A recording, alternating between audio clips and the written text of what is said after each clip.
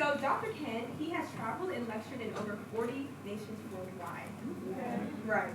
He has spoken at over 130 university campuses nationally and internationally.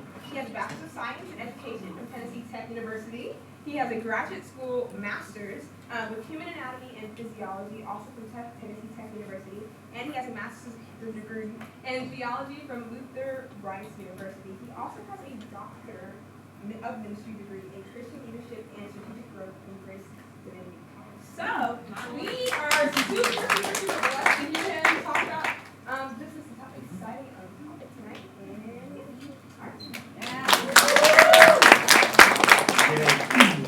Thank you, Crystal. It's great to be here with you guys, and really thrilled to talk about this topic. The reason being is because when I was in grad school, I actually was an evolutionist. I believed in what they taught me at university. I was, as an education major, I had to take all the biology classes and anatomy, physiology, and all. And so obviously they talked about the origins of man. And there was only one theory ever talked about, and that was, you guessed it, evolution. That was the only theory ever talked about. And so during that time, it was a very difficult time for me because I realized there were some philosophical implications if there was no God. Namely that once we die, it's all over, and if we're the product of dead chemistry, time, probability, and chance, then, hey, you might as well make the most of this life and do whatever, because really, once this is over, you go back to the dust of the earth and to the dead chemistry from whence you came. So when I realized that, I thought, man, this is, life is, that's what we call existential despair. You kind of get hopeless when you realize there was really no purpose. If evolution is true, and if we actually came from nothing, we'll go back to nothing. So during my graduate years, I started looking more into the scientific aspect. And I realized that evolution is a theory, and it scientifically speaking, it wasn't very compelling for me when I started reading other things and started looking at nature and just thinking outside the box. And I realized this thing's got some problems. Lo and behold, I started rejecting the theory, and I went to a campus ministry very much like you guys here, and God really got a hold of my life. And then I realized there was a God, and then there was a reason for living, and we weren't just the product of time and chance, and essentially lucky luck. And so from that point, I realized that not only do we have to tell people the truth, we have to equip people to give a rational reason why they believe, where they came from, and the implications of where you came from will impact your life. Now, there are only 3 explanations for the reason we're here tonight. First one is we are the product of a mindless universe, and we're a cosmic accident. We're the product of probability and chance and dead chemistry, like I said before. Or number 2, there is an intelligent agent outside time, space, and matter that organized and assembled all the things we're made of that makes us alive and conscious and self-aware. So we're either the product of a mindless universe, or we're the product of a universe that has a mind. And the third option, there's only 3, the third option is this is an illusion and we're really not here at all. Now we're gonna debunk the third one real quick. I want you to take your right hand and I want you to touch yourself gently and make sure you're here, okay? Okay, and with the permission of the person next to you, gently touch them on the shoulder and make sure they're here. Okay, okay. All right. All right, is everybody convinced we're here tonight in this room? Okay.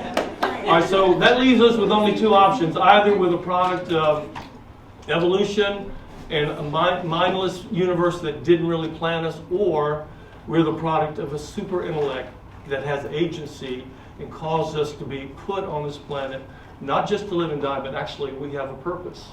We have a reason for being here. So what we're going to do is we're not going to quote the Bible. I'm a Christian, and I'm a pastor, and I've got degrees in theology, so we could quote the Bible, and we will at the end. But I want to show you what science says about special creation, because our argument is more compelling than the evolutionary argument. And I'm going to show you by science. So we don't even have to quote scripture to prove to you that there is something outside of time, space, and matter that put all this together we call the universe, the cosmos, and us sitting in this lecture theater. And I will give you scientific reason that's logical, and we have a faith that's reasonable faith. Everyone say reasonable. In other words, it's not blind. We just don't believe things simply because someone told us we had to believe it. We believe it because it makes sense. It matches objective reality. And we're going to look at the science of it first, ladies and gentlemen, and then we're going to talk about the implications of it. And we're also going to give you what I like to say is some ammunition to be able to answer the objections that you're getting from a relativistic, socialistic, secular world, and particularly a university like this that tells you that you're the product of this mindless thing called evolution. Okay? So I hope you're ready. Here we go. See, so he traveled the world and simply took notes, and he was a naturalist. He was intrigued with nature. And so here we have, really, in scientific terms, a layman putting out a theory that was really not founded, which has not only impacted the world, but has now been taught as an actual fact for almost 2 centuries, and that's concerning. Now, because of that, the more scientific advances that we've had with looking at the cell and looking at outer space with electromagnetic telescopes and microscopes, we now know that life is very intricate. Not only is life very intricate, but the parameters that control our universe are very precise and very intricate. And because of that, a number of scientists who are not religious, but based on science, they are now starting to doubt and actually debunk Darwinian evolution. And we're going to give you a little taste of what some of those guys are saying. I'm skeptical of the claim. I'm skeptical.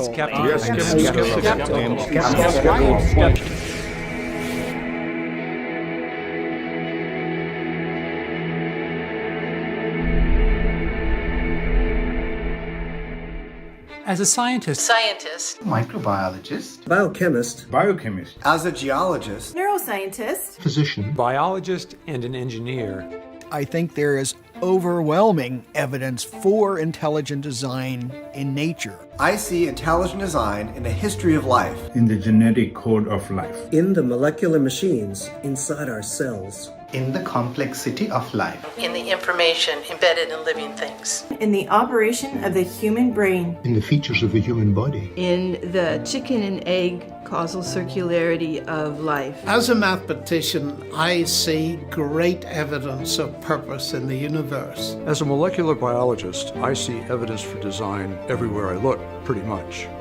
Nature is incomprehensible without inference to purpose and to intelligent design.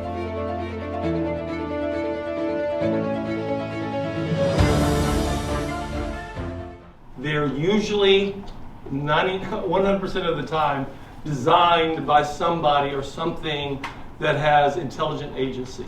For instance, how many know the lecture theater we're sitting in here tonight wasn't an extinct volcano 20,000 years ago and exploded, and now we have a lecture theater at Florida State with lights and electricity and comfortable chairs and restrooms? How many know it didn't happen by chaos?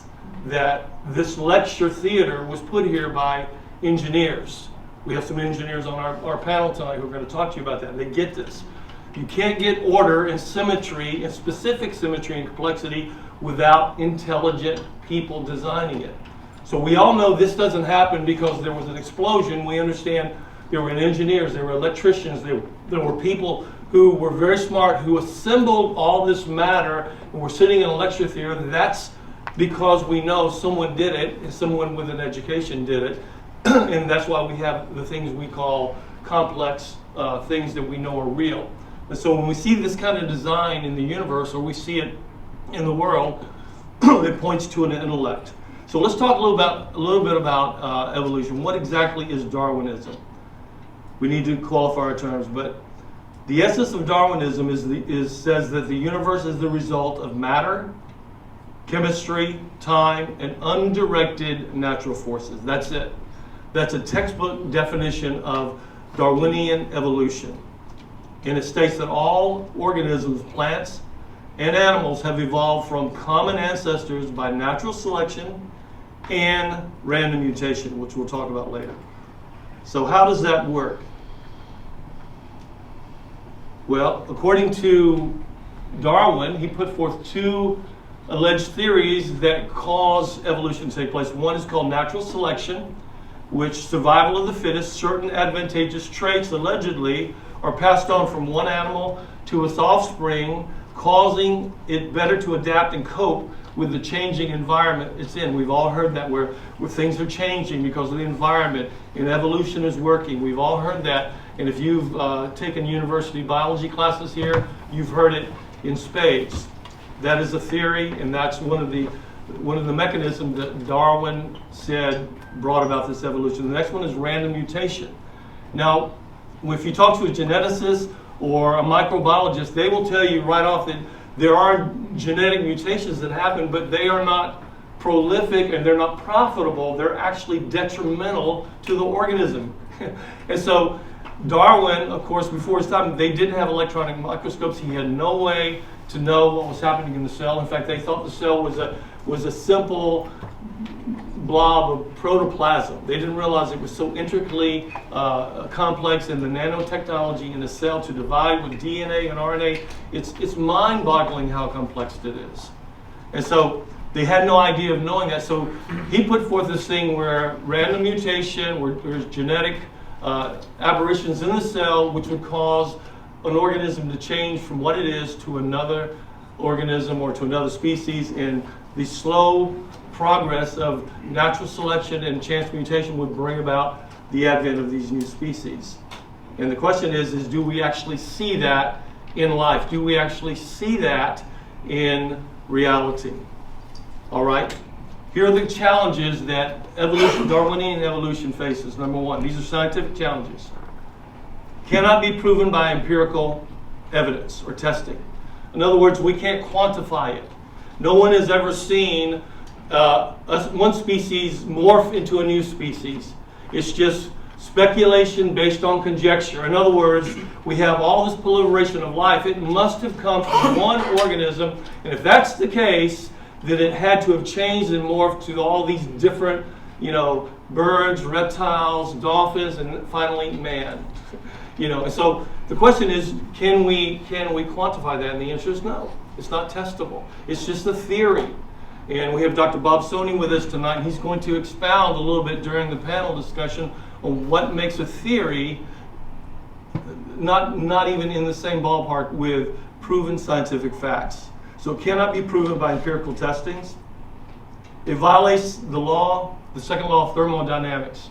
And what is the second law of thermodynamics? Do we have any physicists in here besides Dr. Westmark?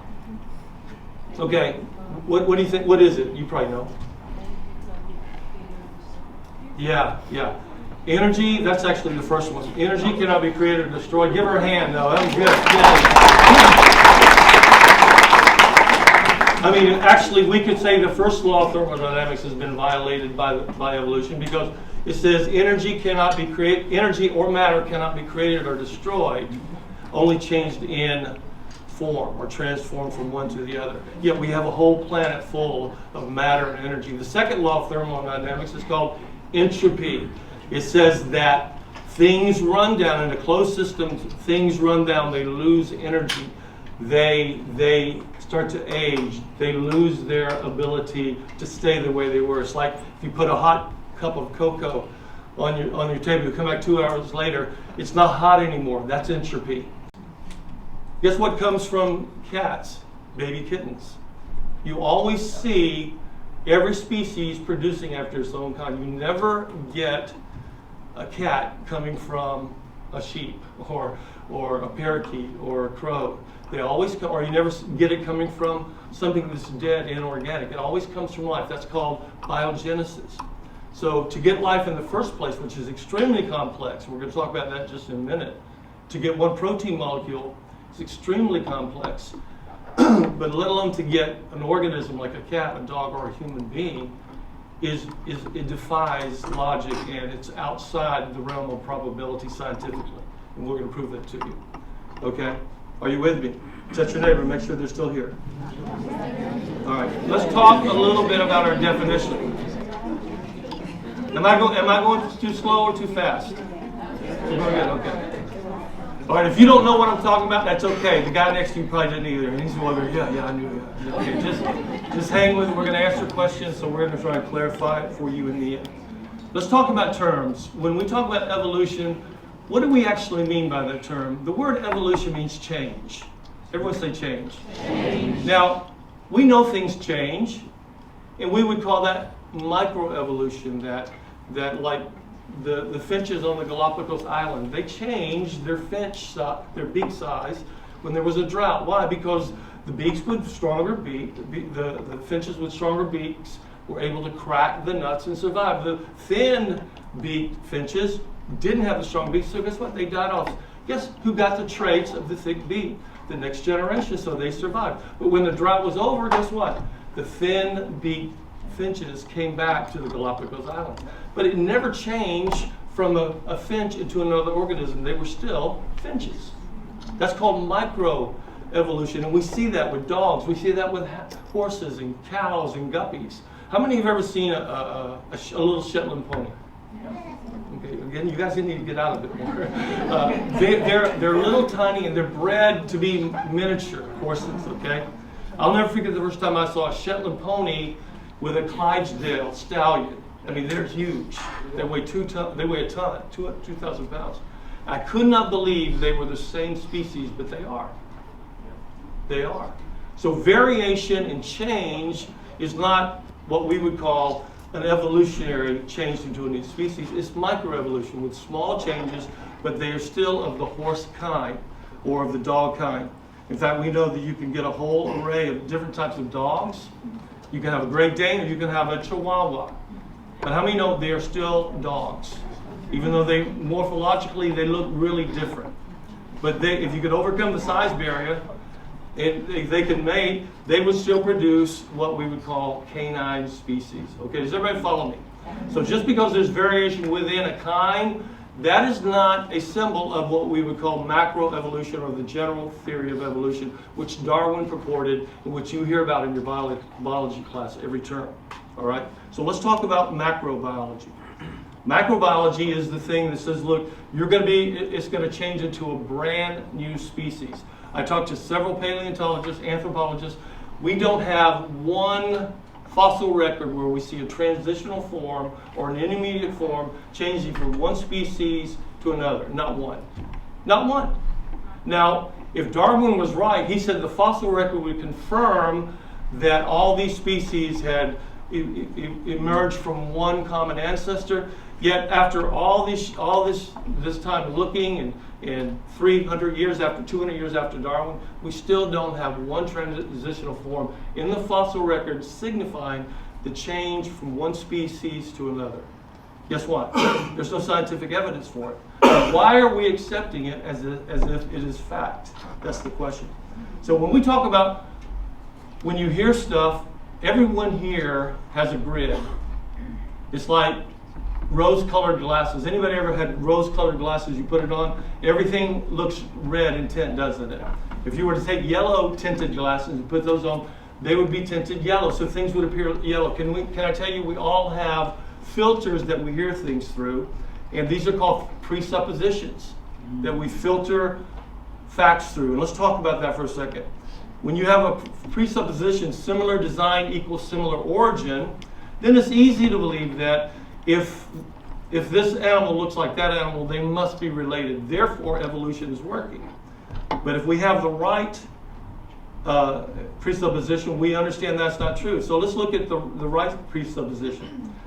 Is that we know that the fish is not related to the submarine, although they look the same. How many know they're not related?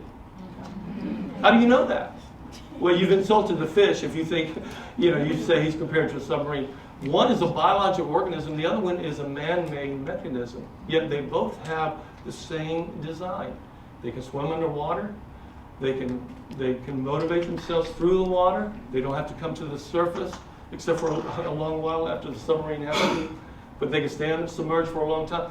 They have similar functions. They look alike. They must be related. No, we know that's a wrong premise when we look at the conclusion. So what is our right premise we should have? Our correct presupposition should be similar design equals similar function.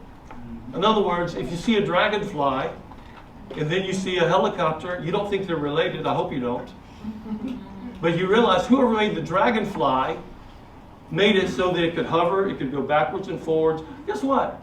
Whoever designed this thing called the helicopter made it for the same reason. It can hover, it can go back and forth. But we know they're not related. Why? Because we have the right presupposition that similar design equals similar function. So when we look at the animal kingdom, we can come to the same conclusion.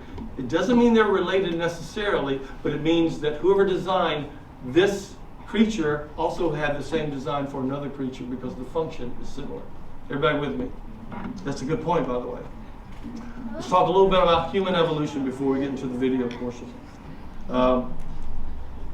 This is really a hot topic. And back in 1965, Rudolf Zeilinger, he came up with what he called the March of Progress. And he started out with these little ape-like creatures.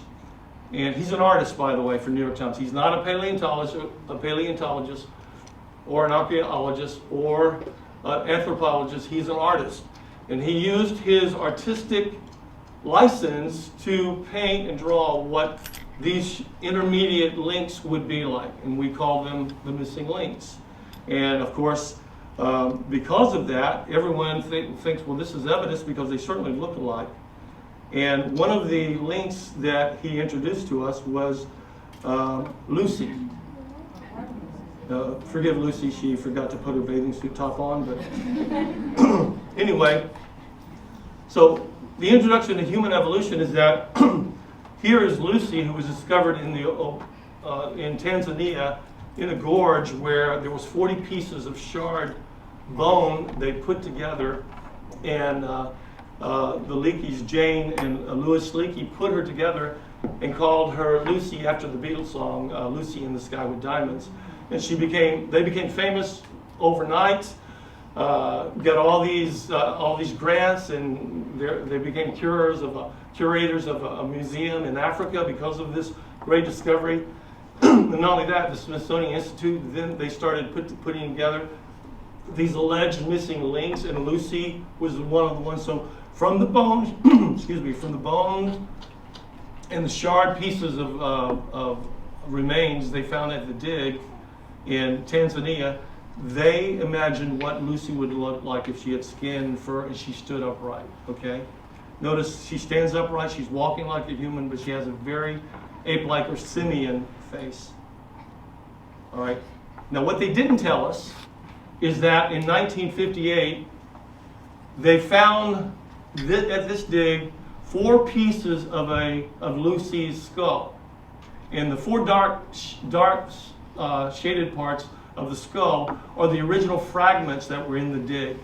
Then over here you see the 40 pieces of remains they found in the same dig, except for one piece, the hip bone, they found 1,800 feet in a different dig, in a different composite with other bones, but they nicely take the hip bone because they didn't have a hip in this site, so they added it to the gorge that they were digging from, and they put together Lucy with a hip that would cause her to be able to stand upright and not walk like an ape, but walk upright like a human. So here we have creative license, here we have taking materials from one dig to another, putting in there because it helps support the narrative that we want to have a missing link. Now this took the world by storm, but when people started investigating it, finally it came out and they said, yeah, we got this hip bone from a different dig. It's not even in the same site. So how do we know it's a part of the same animal that lived allegedly 500 million years ago? We don't. And so from the skull, they could tell you how tall she was, how her head was shaped, and all these things. And most evolutionary scientists say this is a total embarrassment to using the fossils to manipulate, to get grant money. But this is what happened with the Leakeys. And they were very successful in propagating that. And if you go to Washington, D.C., you can see the whole line of Leakey renditions of these apes and what they look like. But they're all based on 40 pieces of bone and 4 pieces of a skull. Not a lot of evidence, but from that they could tell you how tall she was, how she walked, what she looked like from those bone fragments. It's not what we would call compelling. In fact, Dr. Lyle Watson says this: modern apes, for instance, this is an evolutionist. He's not a Christian. He doesn't believe in special design. Here's what he says: modern apes, for instance, seem to have sprung up out of nowhere. They have no yesterday, no fossil record, and the true origin of modern humans, of upright, naked, and tool-making big-brain beings is, if we are honest with ourselves, and are equally a mysterious matter. Now, Darwin said that there would be a tree of life where you would see less complex organisms evolving and morphing, and through natural selection and chance mutation, to more complex. Now, when we look at that from the Cambrian explosion, Dr.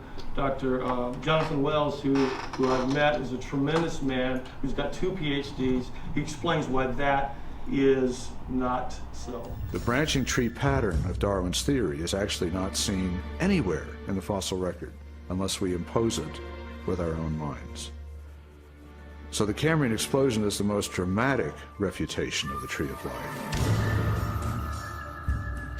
The Cambrian explosion of life was a dramatic episode in geological history. Usually dated at about 530 million years ago, the exquisitely preserved Cambrian fossils reveal that the body plans for virtually every major animal phyla appeared, not gradually and slowly as Darwin had speculated, but instead with astonishing suddenness. If we imagine the whole history of life on Earth taking place in one 24-hour period, the current standard estimates for the origin of life put it at about 3.8 billion years ago, let's say 4 billion. So if we start the clock then, our 24-hour clock, 6 hours, nothing but these simple single-celled organisms appear, the same sort that we saw in the beginning. 12 hours, same thing. 18 hours, same thing. 3/4 of the day has passed, and all we have are these simple single-celled organisms. Then at about the 21st hour, in the space of about 2 minutes, boom, most of the major animal forms appear in the form that they currently have in the present. And many of them persist to the present, and we have them with us today. Less than 2 minutes out of a 24-hour period. That's how sudden the Cambrian explosion was. In a geological instant, the animal kingdom leaped from small, relatively simple organisms to extraordinary creatures with spinal cords, compound eyes, and articulated limbs. The record of this explosion of life looks nothing like Darwin's slowly branching tree. Darwin's theory is that there's a tree of life where you have one organism diverging into many other organisms and big differences appearing at the top. What we really see is from here up. Okay, the fossil record, which Darwin said would support his theory, actually is one of the biggest arguments against the theory of natural selection and the morphing of organisms through evolution. The other question we have to ask is, if evolutionary conditions have changed so greatly over time and creatures are always changing under the pressure of natural selection, why are there living fossils still amongst us? Creatures that have not changed significantly over hundreds of millions of years.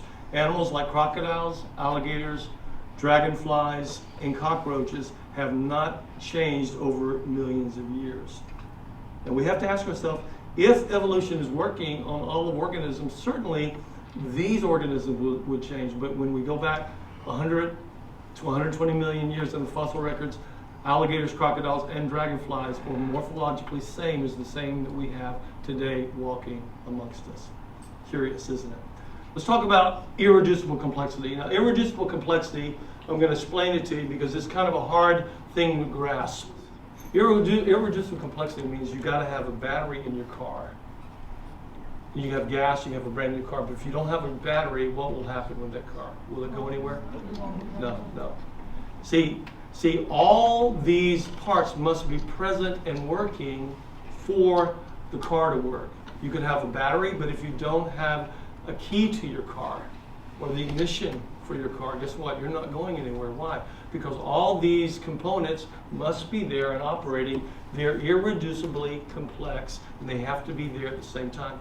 We don't just see that in human construction or human mechanisms, we also see it in biology, and we see it in cells as well. And so we're going to look at that and talk a little bit about that. But I'm going to give you an example of it by just a simple example of a mousetrap. The idea of irreducible complexity can be illustrated by a familiar, non-biological machine, a mousetrap.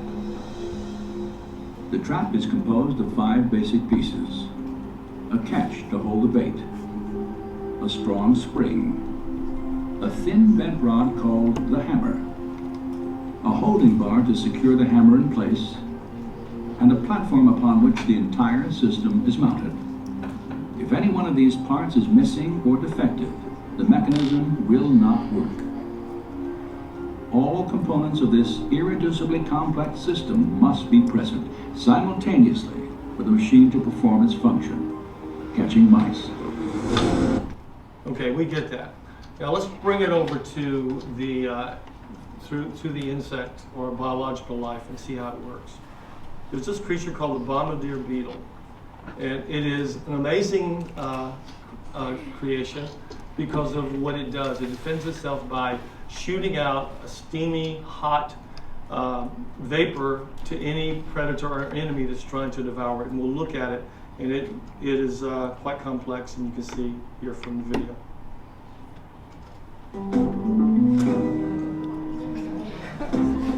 The bombardier beetle is one of nature's most improbable creatures.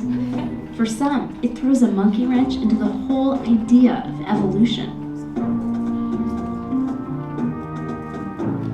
This beetle is a walking powder keg. That cloud you see is the result of a lightning-fast chemical reaction inside his body.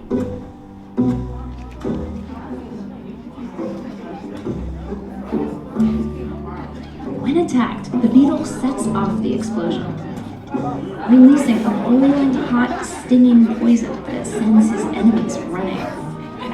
He can even aim it.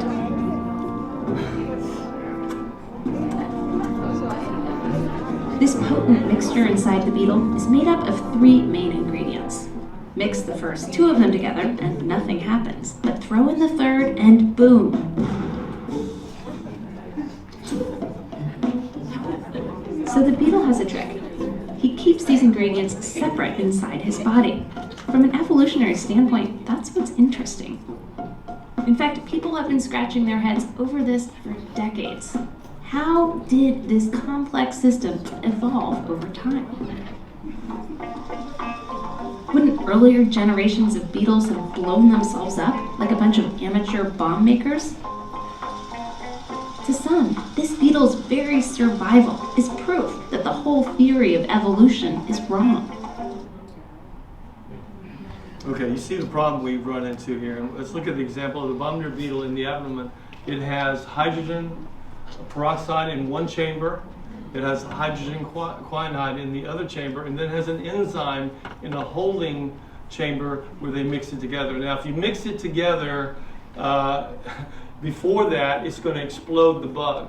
Question is, how in the world did natural selection and these bugs figure out, hey, for survival, we've got to get this concoction, we've got to keep it separate or else we're dead, we explode ourselves up. But if we mix it together with this enzyme, it's a lethal weapon to protect us from predators.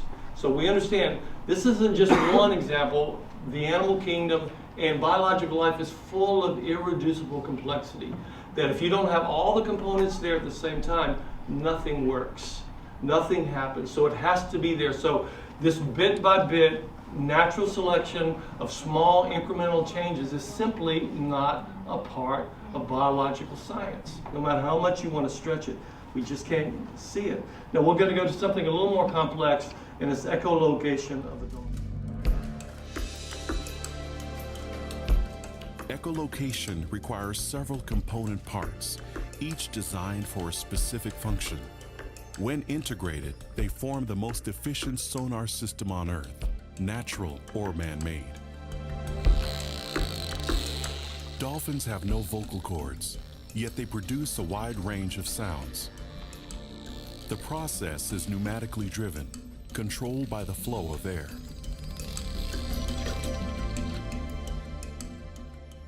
Rising to the surface of the ocean, the dolphin exhales, then takes a quick breath. The instant the animal submerges, the blowhole shuts tightly as inhaled air rushes through the nasal passages on its way to the lungs.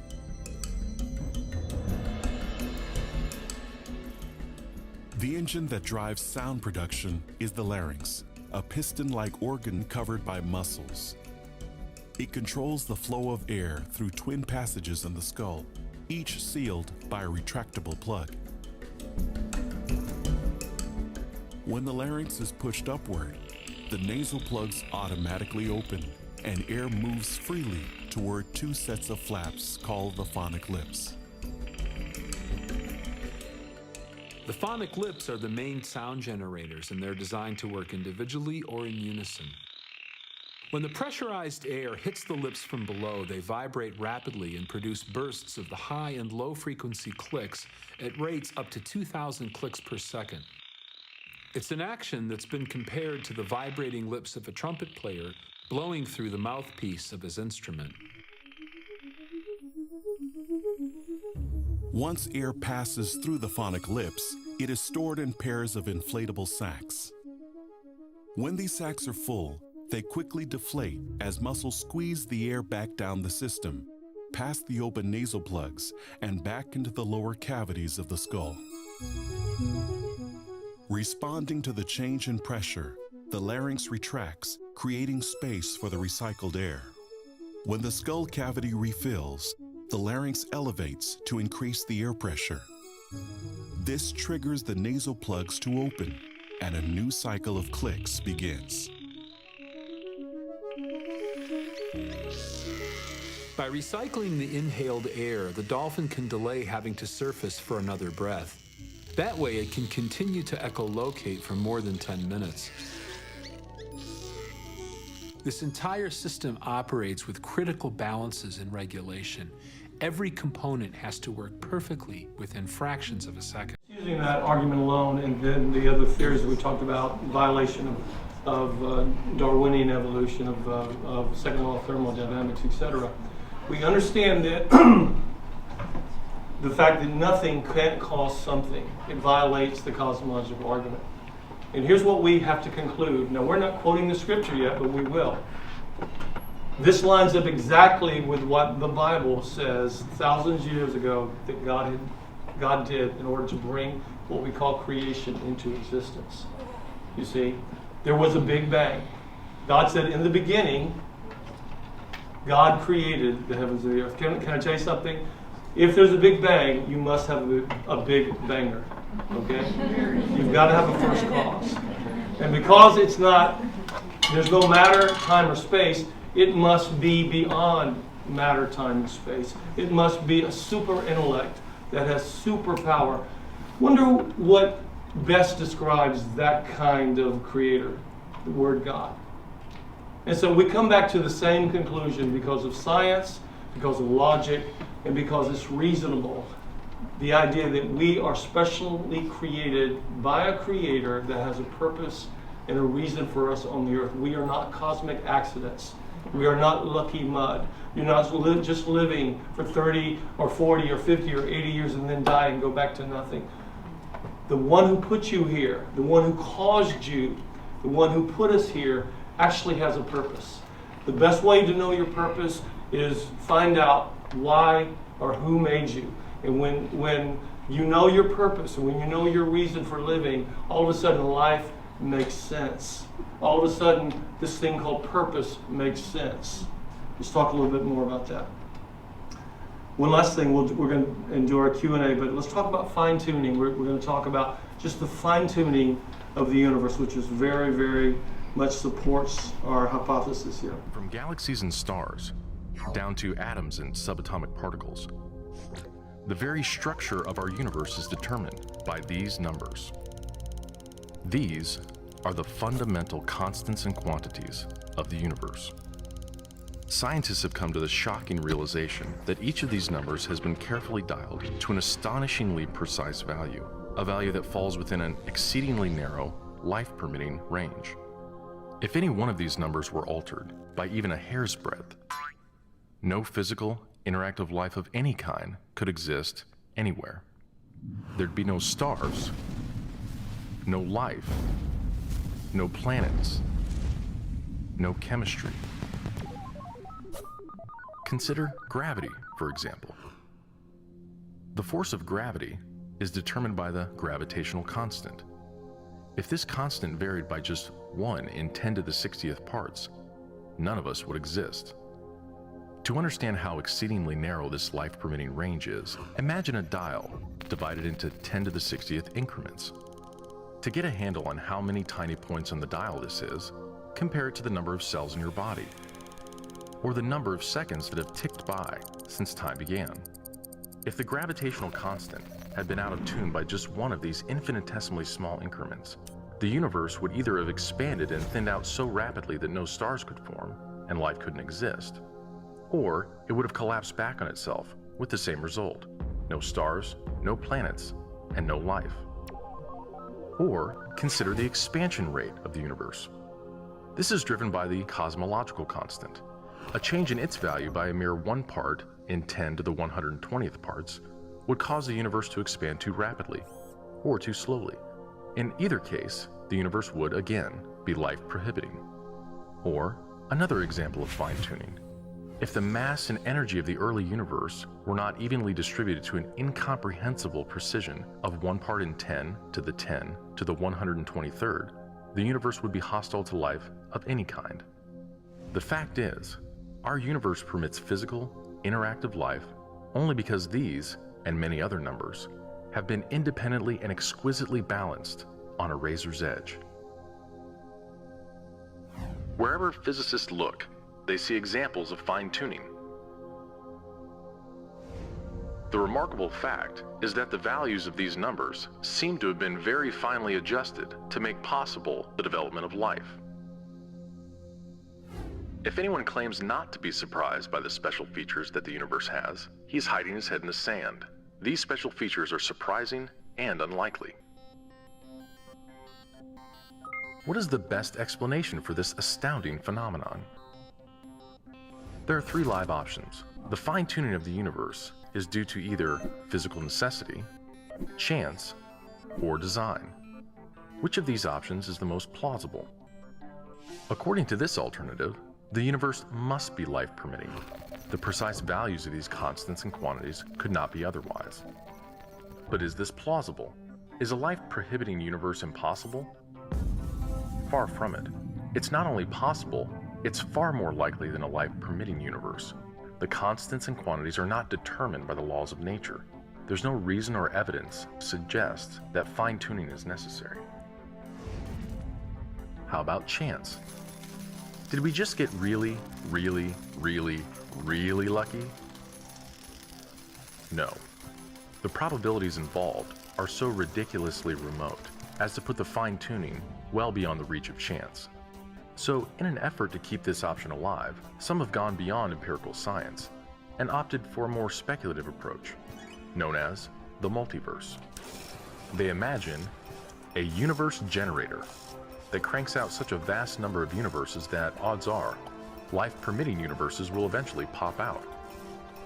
However, there's no scientific evidence for the existence of this multiverse.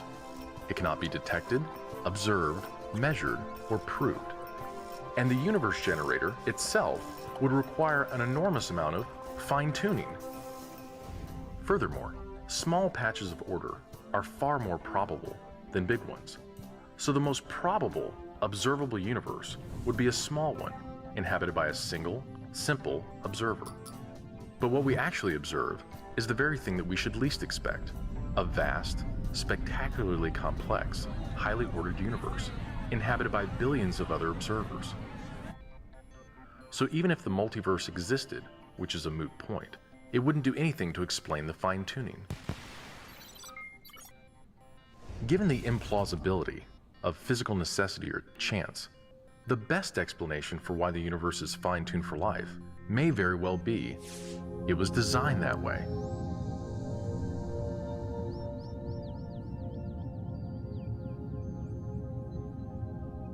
A common-sense interpretation of the facts suggests that a superintellect monkeyed with physics, and that there are no blind forces worth speaking about in nature.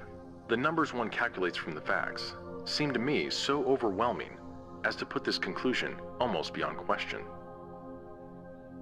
There is for me powerful evidence that there is something going on behind it all. It seems as though somebody has fine-tuned nature's numbers to make the universe. The impression of design is overwhelming. The universe began to exist.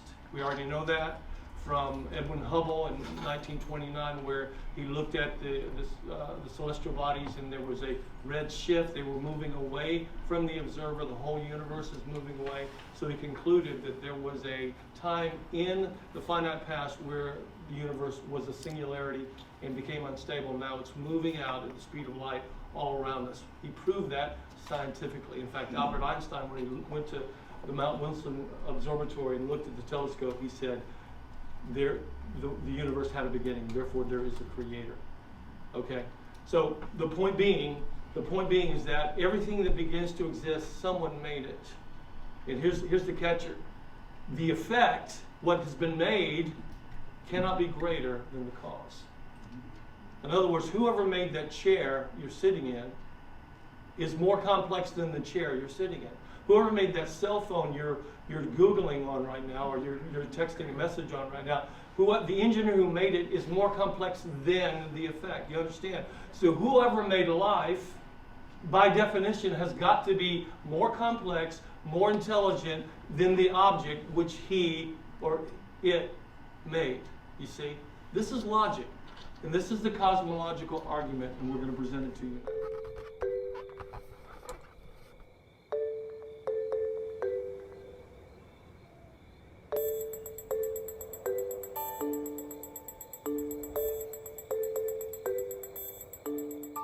Does God exist?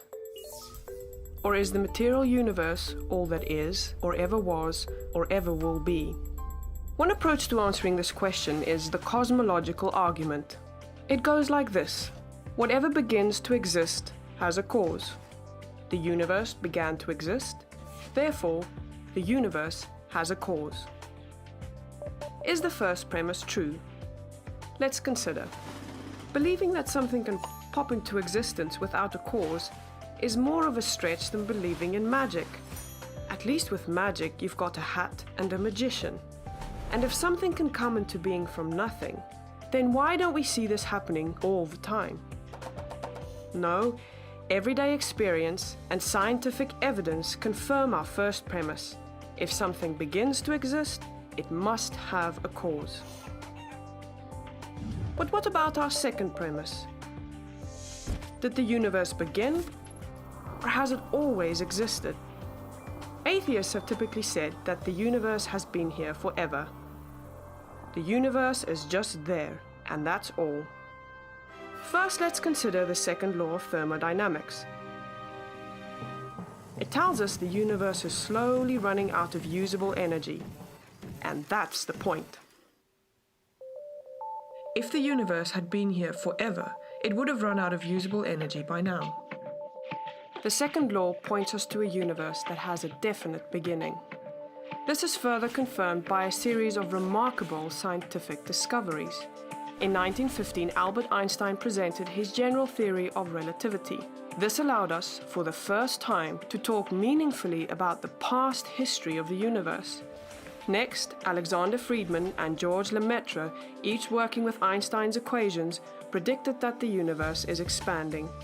Then in 1929, Edwin Hubble measured the red shift in light from distant galaxies. This empirical evidence confirmed not only that the universe is expanding, but that it sprang into being from a single point in the finite past. It was a monumental discovery, almost beyond comprehension. However, not everyone is fond of a finite universe, so it wasn't long before alternative models popped into existence. But one by one, these models failed to stand the test of time. More recently, 3 leading cosmologists, Arvin Bord, Alan Guth, and Alexander Vilenkin prove that any universe which has on average been expanding throughout its history cannot be eternal in the past, but must have an absolute beginning. This even applies to the multiverse, if there is such a thing. This means that scientists can no longer hide behind a past eternal universe. There is no escape. They have to face the problem of a cosmic beginning. Any adequate model must have a beginning, just like the standard model. It's quite plausible then that both premises of the argument are true. This means that the conclusion is also true. The universe has a cause. And since the universe can't cause itself, its cause must be beyond the space-time universe. It must be spaceless, timeless, immaterial, uncaused, and unimaginably powerful, much like God. The cosmological argument shows that, in fact, it is quite reasonable to believe that God does exist. Not only is the universe quite finely tuned, also the nanotechnology in our cells is the same way. And we don't have time to go into that, but Dr. Francis Collins says this: such is the amazing complexity of the information carried within each cell of the human body, that a live reading off of the code with 3 letters per second would take 31 years reading continually, day and night. Printing these letters in regular size paper with normal font together would create a tower the height of the Washington Monument. That's one DNA molecule. Dr. Howard Moravich says this: he concluded the probability of life occurring by chance is 1 to 10 to 239 zeros. That's would take the amount of all the atoms that are in the universe for the chance for one to come together to produce just one protein molecule. The universe would have to be trillions of years older and trillions of times larger for a protein molecule to have occurred by random chance. We're gonna skip this. Richard Dawkins, who's one of the most famous atheists, he simply says that we got here by panspermia, which is that aliens, intelligent aliens, put us here. Of course, the problem is where did the aliens come from? So you're moving it back. You've got your intelligence, see? So he still you can't violate this cosmological argument. If aliens did it, where did they come from and how did they get here? So if you keep moving it further and further back, we always come back to an intelligent first cause, okay? So here's what our friend said, Richard Dawkins. He said, openly expressed in part of his motivation for writing his book, The God Delusion, maybe you've read it. If this book works as I intend, religious readers who open it will be atheists when they put it down. That's his motivation. He's not just atheist, he's anti-theist by his own thing. He's wanting to deconvert people from the belief in God. Richard Dawkins also says that we lose meaning because of evolution, which to him is a good thing. The thing I don't understand is, if life is meaningless and there's no purpose, why tell anybody there's no meaning? You're wasting your time. If there's no meaning, then it's meaningless to tell us there's no meaning. But here's what he says. The universe that we observe has no design, no purpose, no evil, no good, nothing but blind, pitiless indifference. DNA neither knows nor cares. DNA just is, and we dance to its music. In other words, if you're a rapist, it's not your fault, it's your DNA. If you're a thief, it's not really your fault, it's your DNA. If you molest children or torture babies, it's not your fault, it's your DNA. And you dance to the music of your DNA. That's a pretty grim look of life, but he believes that. Also, William Provine, who was an evolutionist, said, let me summarize my views of what modern evolutionary biology tells us loud and clear. There are no gods. There are no gods. There is no purpose. There's no goal-directed forces of any kind. There's no life after death. When I die, I'm absolutely certain I'm going to be dead. That's the end of me. There's no ultimate foundation for ethics, no ultimate meaning to life, and no free will for humans either. Again, why did he give us a meaningful thing? Why there's no meaning in the first place? I'm not sure. I love this one by Thomas Nagel. At least he's being honest. He has a problem with God. That's the reason he doesn't want to believe in God. He says, I want atheism to be true. Why? I am made uneasy by the fact that some of the most intelligent and well-informed people I know are religious believers. They make me nervous, he says. It isn't just because I don't believe in God and naturally hope that I'm right in my belief. It's that I hope there is no God. I don't want there to be a God. I don't want the universe to be like that. I don't want to go to bed now, Mommy. You know, I mean, it sounds like a kid. It sounds like a kid throwing a temper tantrum. Here's a scientist, and when he's saying, I don't want there to be a God. Why? Because if there is a God, I can't do what I want. I can't, and that's the cosmic authority issue.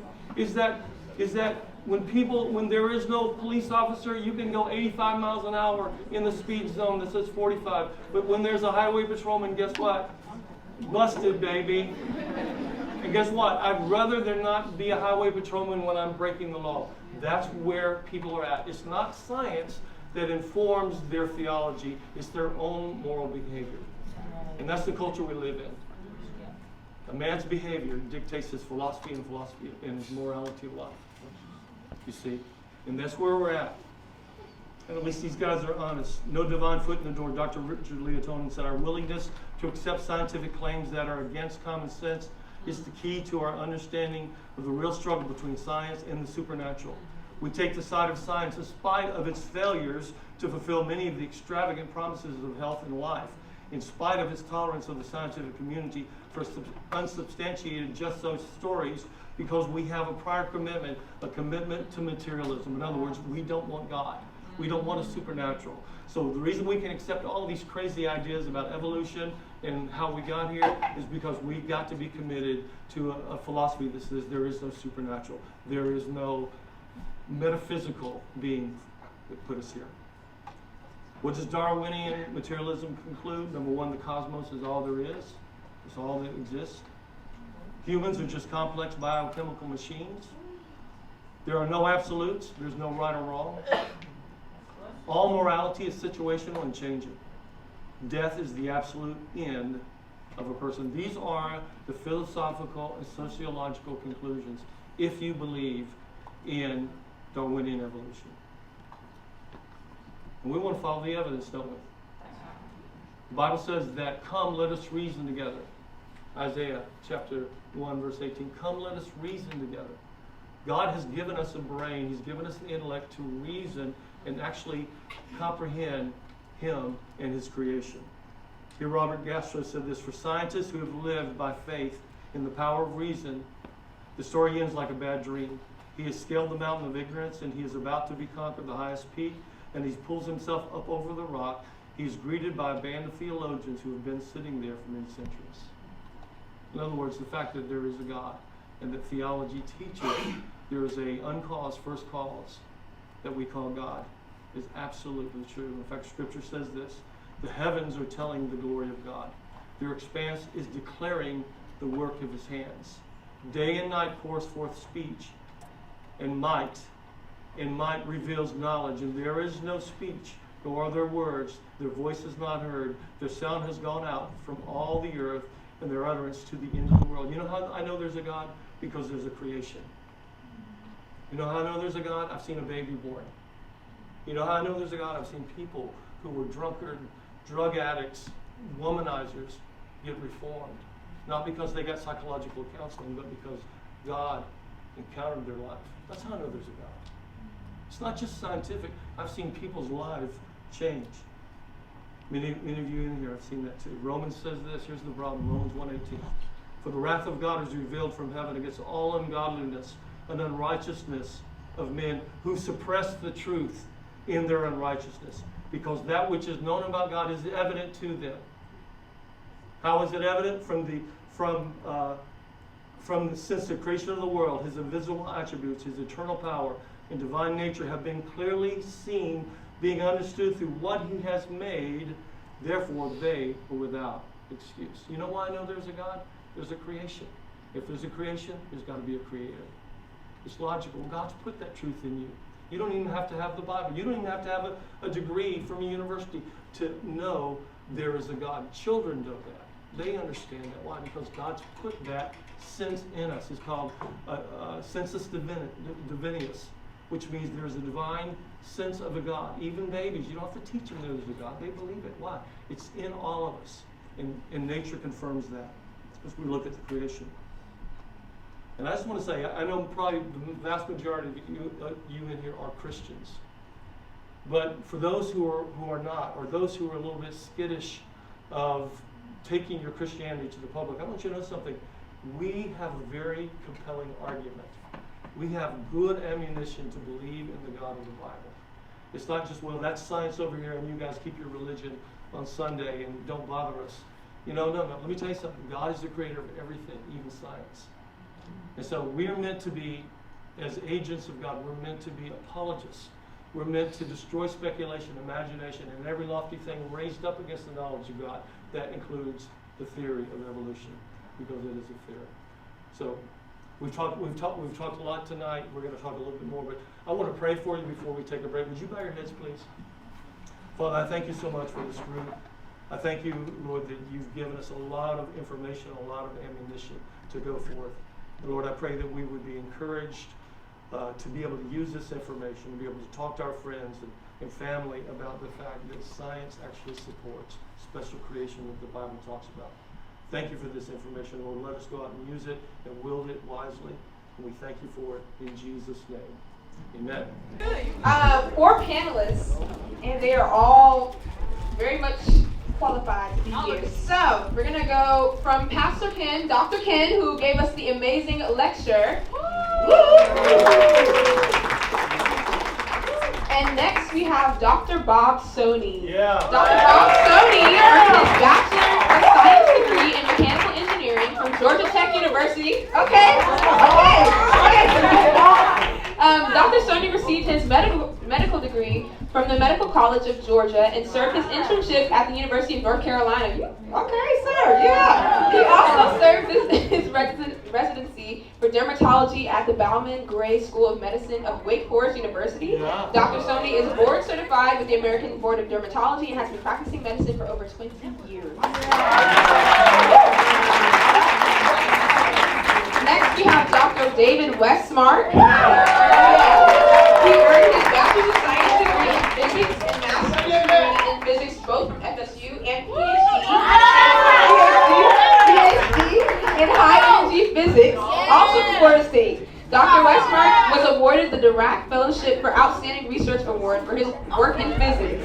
Dr. Westmark served as an associate professor at University of South Alabama in physics, and Dr. Westmark presently serves on the board of 2 research nonprofit organizations in Florida.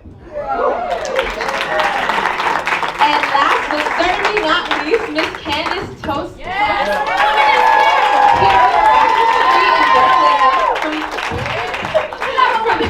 From the University of Florida, an advanced diploma of Christian ministry and theology from C3 College in Sydney, Australia, and in 2021 she completed her 1-year program at the Oxford Center for Christian Apologetics. She is currently an HR partner for a biotech startup and organization. In her free time, she enjoys discussing topics of world religions, morality, and bioethics. Yeah.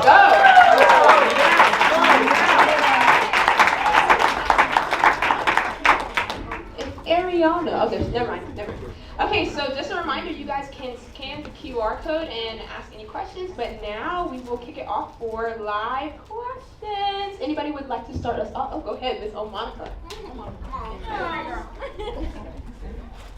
Hi everyone, I'm Monica. So, from a supernatural standpoint, spiritual standpoint, and from experience and background knowledge, I'm a Haitian. Majority of us in this world are Haitian. We had a question on there. Well, I had a question. Excuse me, could we get a mic so everyone can hear what she's saying? Yeah.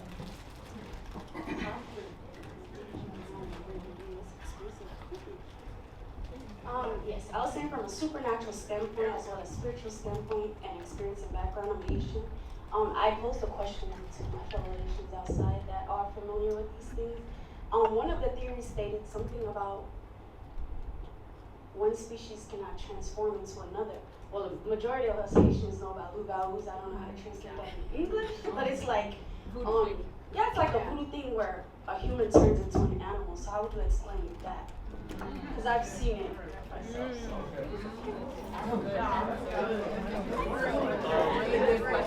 Let me take that.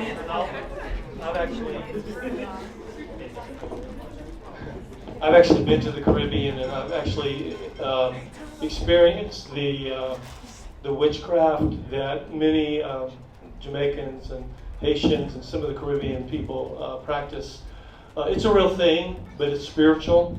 It's not evolution. They don't change into something, but it is a spiritual transformation, or the illusion, the appearance of a transformation. So in the spirit realm, and again, this is not testable. So we're not talking about science. We're talking about there's something in the spiritual realm. How many know there are things you can't test that are real? For instance, how many here are thinking a thought? Some of you look like you're not, but yeah, I know you are. The lights are on, but nobody's home. See, we can't test your thoughts. We can't tell how much it weighs, what the texture is, but we all know you're thinking, but you can't measure it. So there are things that happen in the metaphysical realm or supernatural realm that are as real as this table, the tangible table. So what she's asking is a spiritual question. And it's true, there are spiritual demonic things that happen. I've seen them where it appears as if this person has changed or has morphed into something else. It can be an illusion, or it can be a spiritual delusional thing that happens. But it's not evolution, and it certainly is not testable. And that deals more with the supernatural and spiritual dimension, and there really is a spiritual dimension. So I've experienced, I've seen it. I've seen people who were possessed with the spirit of an animal. We prayed for them, they got delivered. I didn't see the animal leave, but I know they came back in their right mind. So there's a spiritual explanation. So that doesn't have a naturalistic explanation, but nonetheless, it's still real. Okay, does that help you? Oh, no, I Oh, okay. Okay, anybody else? Next one. Oh, perfect.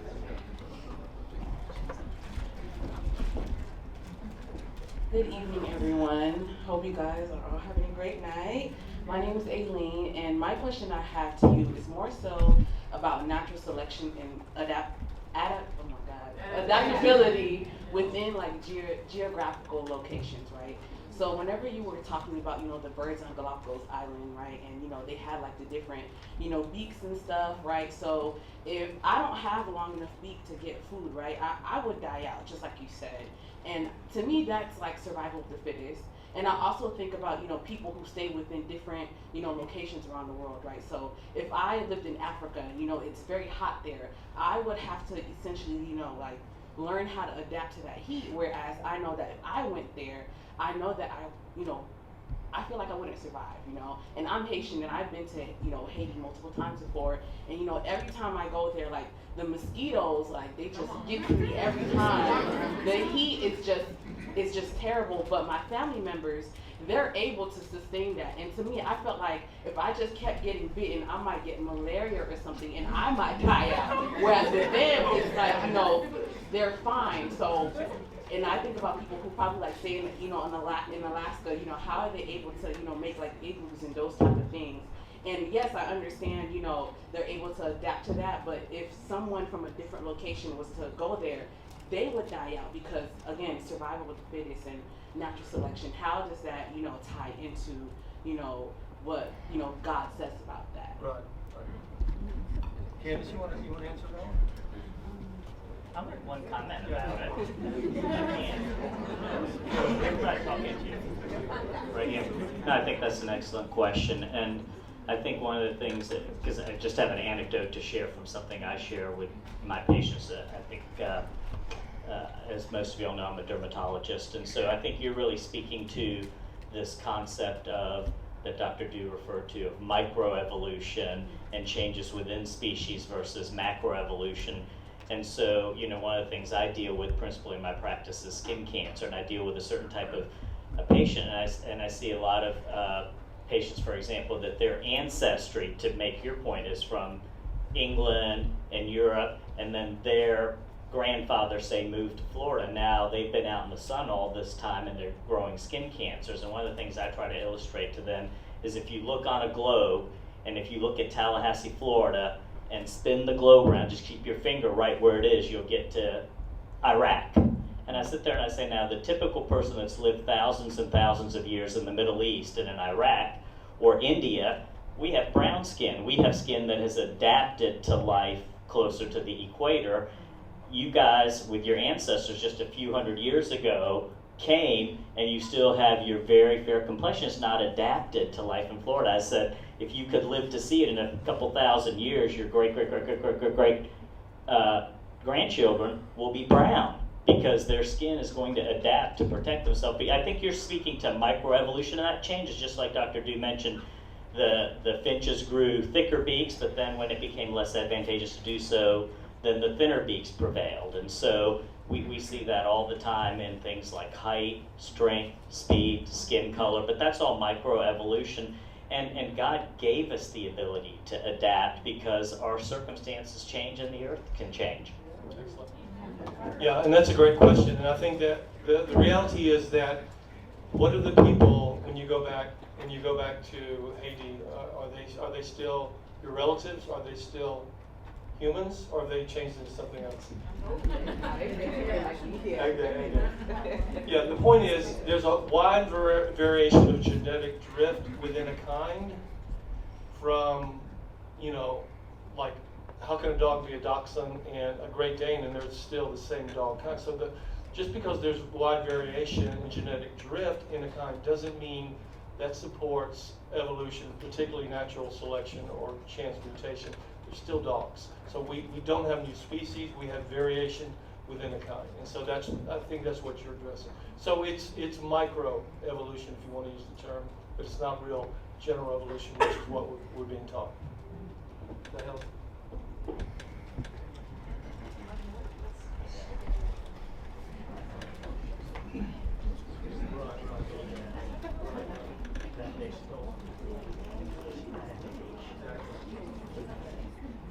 Okay, this is kind of awkward. I never speak into mics. Well, first of all, thank you, Dr. Du, for the wonderful presentation. I really appreciate it. The question I have is kind of long. You can maybe make the argument it's convoluted, but it kind of ties in off the question that she asked. So I wrote some notes while you're speaking, and I want to kind of start at the second law of thermodynamics, and please correct me if I'm wrong. I'm not an expert in this. But from my understanding, we talked about an isolated system, right? For the second law of thermodynamics, we can't exchange energy or mass, right? And we have the understanding that entropy never decreases in an isolated system, right? Closed system. In a closed system, as well as an isolated. And so my question, I have like a bunch of questions. I'm just gonna try to answer them all in one. So from my understanding is that we're in an open system, because we're able to exchange mass and energy, and so correct me if I'm wrong on that. And then from there, so my understanding is like if we're able to increase our entropy like we see in the body, right? If we can have simple molecules and store them into more complex ones that have more order, right? So we increase our entropy in some ways. So then that kind of leads me to the question about random mutations. So we talk a little bit about random mutations that are never beneficial, right? And so you kind of made the point that all of our mutations are deficient, right? But we know we have like silent mutations and things like that that are not deficient to the organism. So in my mind, what I think about is like logically, if you believe in old Earth or young Earth, we can think about almost an accountable infinite amount of mutations. Who's to assume that there couldn't be one beneficial mutation? So from there, that kind of leads me into this idea, like, okay, if we're able to have one beneficial mutation, can we have many? I know it's like a long argument. I'm almost done, I promise. And so I think about the similarities that we have among species, right? Like you can take, for example, like Hox genes. We can see them like homologous throughout many different organisms that play a fundamental role in their development. So we see this similarity in different organisms. So kind of that all brings me back to this idea of, and it's more of a question that I've kind of been wrestling with, I think of this idea of maybe God has created something that is able to expand from this one point. So I definitely believe that God created the universe. I believe that he has had his hand in everything. And so kind of the way I think about it is like us creating a computer, right? We can create a computer, we can create AI, but we don't necessarily create every response, like for example, that ChatGPT responds out into the universe, right? So I think about like, does it have to mean that God created every cell in my body? Or was God be able to create maybe particular cells that are able to develop into a human? And in my mind, I think that's just as fantastic as creating every single cell. So that's kind of my question. What do you guys think about that? Dr. Westmark, do you want to take that one?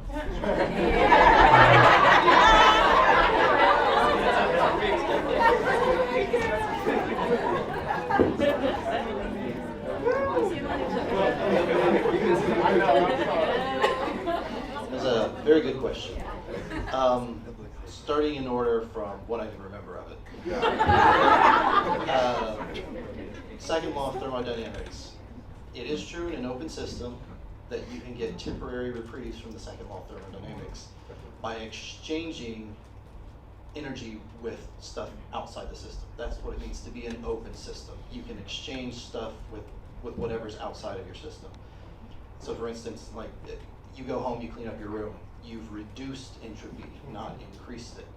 But while you were doing that, you were expending energy, just existing, breathing, putting off heat, all of that, and that increased the entropy of the air around you. So the net effect of the whole universe, you increased its entropy. You decreased it locally, increased it globally. Good. We do live in a closed system. Not a lot of people really think about it like that, but we do live in a closed system because during the presentation at one point it mentioned the expansion of the universe.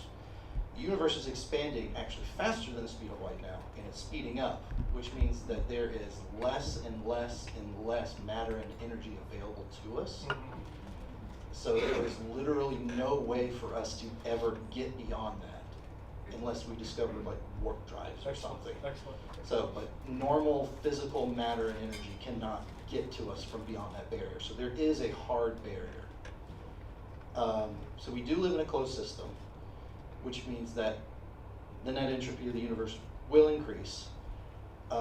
Also, changes in entropy like that, temporary changes in entropy, outside of what comes directly from living organisms, the spontaneous decreases in entropy occur from chemical processes primarily that are very tiny amounts of energy, and they're quickly absorbed by the system and it just bleeds right back into it. So it's just like, it's like borrowing a tiny amount of energy for a brief moment to do something, and then it just goes back to normal. That's what you see in chemistry.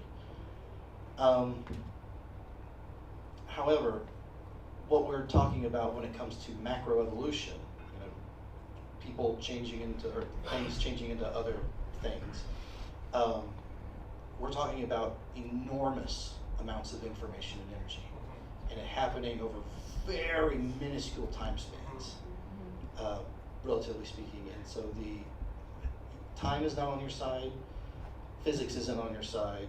There's not a lot going for you when you try and do that. Yeah, and the fossil record isn't on your side when you try and do that. So the second law of thermodynamics, while yes, you can temporarily violate it in an open system, but not in a closed system, you don't see it repeatedly happening on such a macro scale unless there is a strong law of nature that dictates it. And there is no such law. As far as, I can't remember the second part of your question. Yeah, I was just, I mean, that first part kind of just blows everything out of the But I was just saying we see like these similarities between different organisms, like if we look at their genetic code and maybe... Can mutations be beneficial? Yeah, can mutations be beneficial? That's a good one. Yes, they can, but I don't think we've actually, in theory they can, but I don't think we've actually ever observed one. And as a matter of fact, very recently, like within the last year or two, they actually discovered that there are only a very few select points on the genome that can actually vary. Like everything else is hard-coded. Even if you bombard it with radiation, only those spots change. And so now they're having to focus on those spots to see how that can produce macroevolution. But again, we've come back to the previous issue of that's not really a possible thing given the time span and everything else. So in theory, yes, we've never observed it. And it's getting harder and harder to find instances of where it can happen because it's very rare and very specific where it can happen. Excellent. And the last part, I think, was more of like a question of theology. It was kind of like special creation versus original creation kind of thing. Yeah. So the Bible teaches both, I think, and it also teaches that like the special creation, like consistent ongoing creation, is more of a sustaining venture. Like God upholds the universe. He makes sure our laws don't change so we can still support life. Because there's nothing to say that the laws don't change. There are actually a lot of physicists who make theories like, what if the laws change tomorrow? What'll happen? You know, there are some physicists who have made theories of saying just like our universe had different laws in the past than it does now, and that's why we see certain changes. But the Bible teaches that the special creation is a sustaining creation. It's one that makes sure that the laws don't change so that life can go on. The original creation, God said, I made it like this, and then I made it like this, and then I made it like this, and that was the end of it. I stopped doing that specifically. So that's where you would get like human cells, like the start of that. He gave animals and plants and other life like that the ability to procreate from there. So he doesn't have to intervene in that, but he does. I would posit. So that would be my answer to that. Do any of the other panelists want to jump in?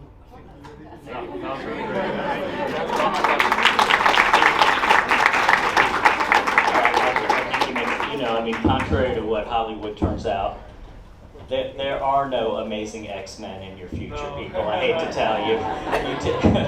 Mutations have never been shown to be beneficial. They're tremendously deleterious.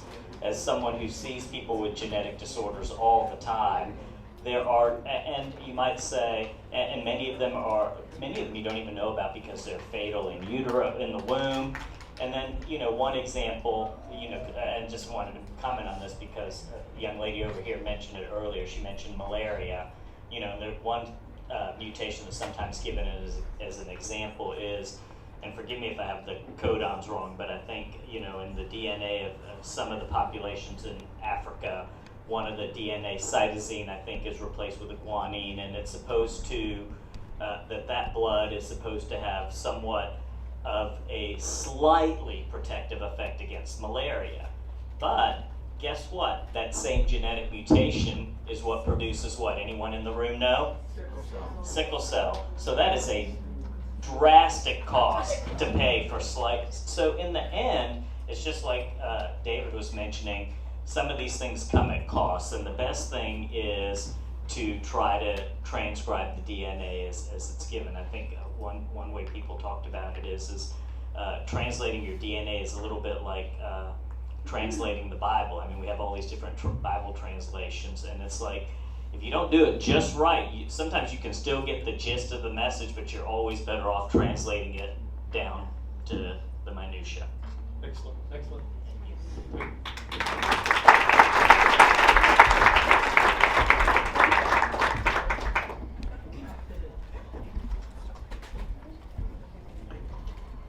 Hello, I'm Hafta. So, okay, so my question is, so a lot of times in biology class, we learn about dinosaurs and stuff like that. So here's my thing. So before the Cambrian explosion, they were talking about, oh, that there's different eras of dinosaurs. I can't remember the names right now. I didn't take biology in like a year or so. But there's different eras. So here's my thing. Okay. So if God created Adam, right? And then Adam was the one that named all the animals that we could think of in all species. A lot of times the Bible doesn't really talk about, it just says animals. It didn't say dinosaurs and all this other mess. Sorry, not all the mess, other creations. And so where's the link? Like, did dinosaurs live with Adam and Eve at the same time? Like, did they die off when the flood happened? And is that where we get the fossils from? Like, where are we linking? Where are we going? You want to ask a question? Let's go work. It's We'll get you there. Okay. So, yeah, I'm there. You want to answer that one? Okay. You take.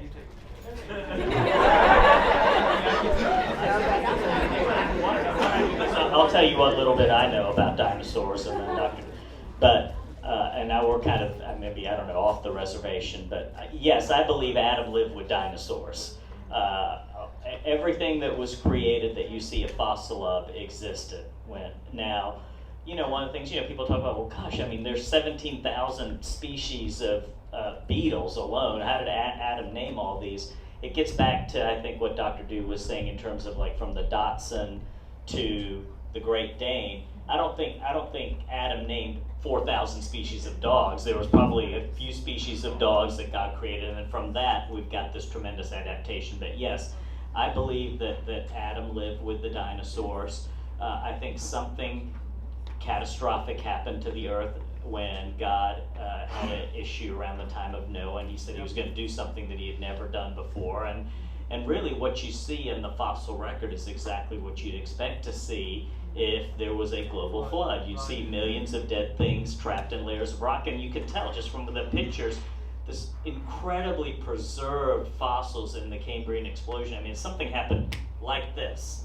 And the other point is that one of the things that I believe, and I'm not sure, this might be a better question for Dr. Dew, is when you look at, for example, life expectancies of humans, and humans live for almost 1,000 years pre-flood, and then post-flood you see a rapid, according to the Bible, decline in human life expectancy. So something happened, in my view, to the atmosphere and to the geology of the earth that was irrevocable. Some of it was sin, because Adam said, when sin enters, you're going to die, and you see that slow decay. In fact, human life expectancy, this is just my meta, really, from creation to about 1900, has been doing nothing but go steadily down, which again argues to me against, because why is it natural selection if it exists, creating people that are living longer?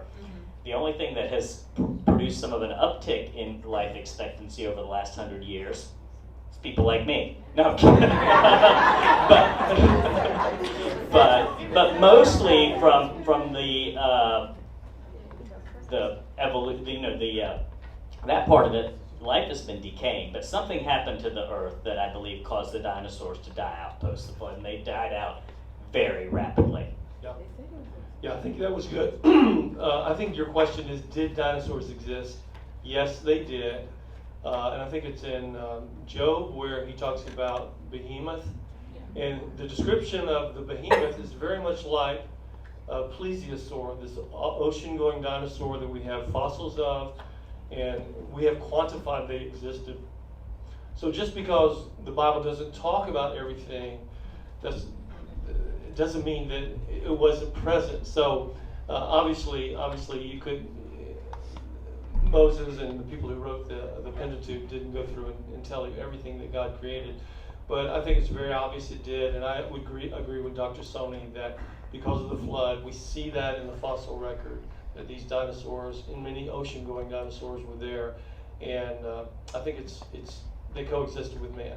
So yes. Good question.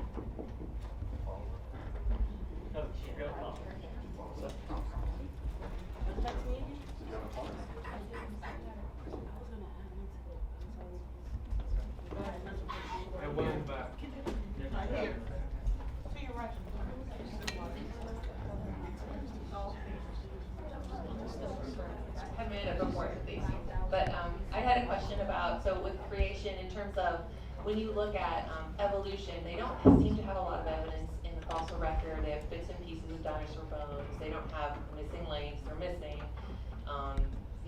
But when you talk about age of the Earth, that's usually the question or a fact that's kind of given as if it is a proven fact about dating rocks, all of that. So I wanted to hear from Dr. Westmark about his views on dating and how that works, and also whether when you look at the days of creation, if you think they're literal days or they're symbolic days, and even whether it's credible to you that when the earth was created, God created it with the appearance of age. So for example, Adam and Eve were created, Adam wasn't a baby, he was a full-grown man. Do you think that that's credible, that God created the earth with the appearance of age in it, like he created man, fully grown? And what are your thoughts on that? Good question.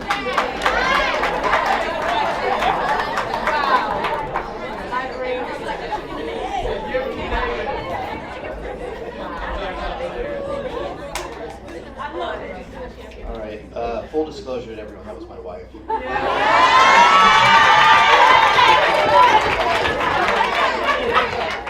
Hey, I'm going to answer that first question. She asked, how do you date a rock?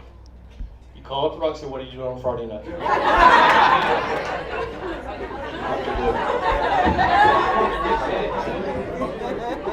All right, I think I might go with those in reverse order.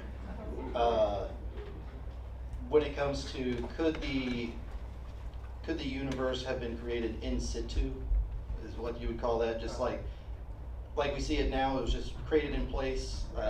Some of the consequences we observe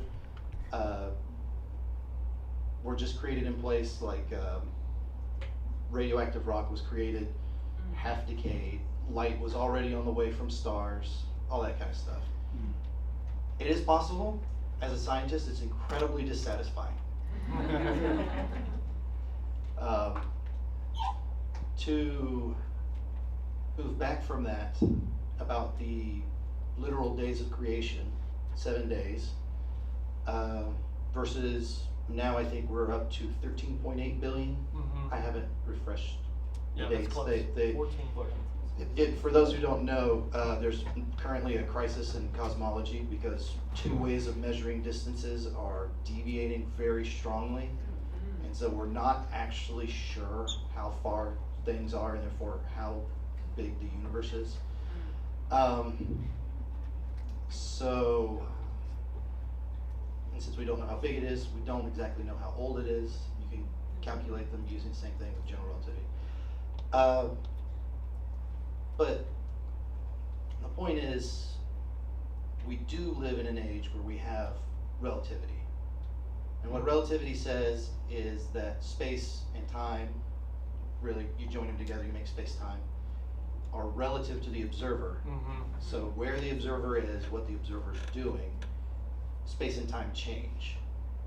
So someone who's going very close to the speed of light observes time moving very slowly. Whereas someone who's just sitting still in a remote part of the universe, relative to that other person, observes it moving relatively quickly. So this produces all kinds of strange effects. We've confirmed with the experiment that this is true. As a matter of fact, your GPS works because it's true. Up there with the satellites, there's less gravity, so time moves differently. And they have to make the clocks there run a little different so that they keep time with clocks on Earth. But the fact remains, since time is relative, definite periods of time are kind of a moot point. 14 billion years and 7 days are the same thing depending on who you are and where you are and what you're doing. Explain that, you have to explain that. Yeah. So if you're going really fast, you can be going really fast for 7 days, really close to the speed of light. And when you stop, the rest of the universe has moved on for 13 point whatever billion years. You just have to move fast enough. Or you have to be in intense enough gravity or whatever. That kind of thing happens. For instance, something we can calculate with general relativity with black holes is if you are falling into a black hole, please don't try that. You don't do that. If you're falling into a black hole, you'll pass through the event horizon just on your time. You'll go right through it and you won't even realize you did it unless it's a really small black hole, in which case you'll really notice because you'll get spaghettified and die. It's a really big black hole, though. You'll just pass right through that event horizon and no problem. The event horizon, by the way, is where light can't escape from a black hole. Once you get beyond that point, there's no coming back. But for everyone else in the universe, you will never reach that event horizon. You will get closer and closer and closer and closer and closer, but because the time dilation gets so extreme, time just keeps stretching out for that person relative to your observer position. You never ever see them get in. The end of the universe, they still won't be there. So to you, it looks like they never get in, but to the person who's going in, they just boop right in, no problem. So 7 days, 14 billion years is not really a discrepancy. Going previous from that, as far as dating rocks and stuff, again, not really an issue. As far as time goes, it doesn't really cause any theological issues, any problems, discrepancies with the Bible. Biggest thing is, I think what you were trying to tease out of me is that carbon dating, specifically carbon dating, can be kind of it's a tricky prospect when it comes to non-living matter. Yeah. Because what you do with carbon dating is you look at the decay of carbon-14. There's a relatively consistent amount of carbon-14 in our atmosphere because carbon-12, which is normal carbon, goes up to the top of the atmosphere, gets hit by really powerful radiation, and some of it turns into carbon-14, and then it sinks back down into our atmosphere. There you go. You've got carbon-14 in our atmosphere. It's also decaying in our atmosphere, and those two rates are approximately equal. They cancel each other out so that we have an almost constant rate of carbon. If you're going to go back any significant amount of time, you have to make the assumption that that has always been the case, that that amount of carbon-14 has always remained the same. It's always been the same mixture. Furthermore, when something is dead, not living, like a rock, it doesn't take in carbon, so it can't equalize with the atmosphere. So really, it's kind of like a time capsule to show what carbon was like, where it was when it was hardened. Does that make sense? So dating rocks can be a little bit of a tricky proposition, rocks especially, but also carbon dating is pretty accurate up to like a certain amount of time, and I can't tell you exactly what that is off the top of my head. But once you get beyond that, the error bars can go big.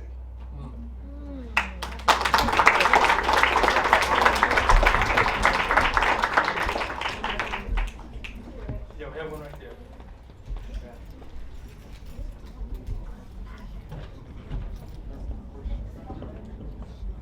Well, thank you, Doctor, for speaking tonight. It was really delightful, and I definitely learned a lot. And thanks to all the panelists for being here as well. So I'm a philosophy major, so when I saw the cosmological argument come up, I was very excited. But I think that the one that was presented here tonight is susceptible to a couple rebuttals, and I was wondering if you could kind of break it open a little bit or enlighten us a little bit more, so that way, because what I don't want to happen is an atheist who really knows their stuff to encounter one of us and us give this version of the cosmological argument and then be met with like objections that we just don't know how to make.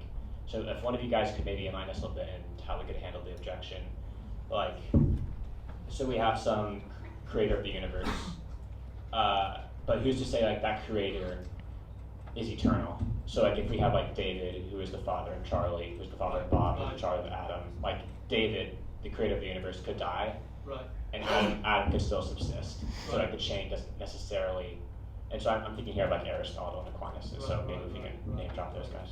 Thank you. Candace, you want to take that one? Yeah. Okay, and I can weigh in. Great question.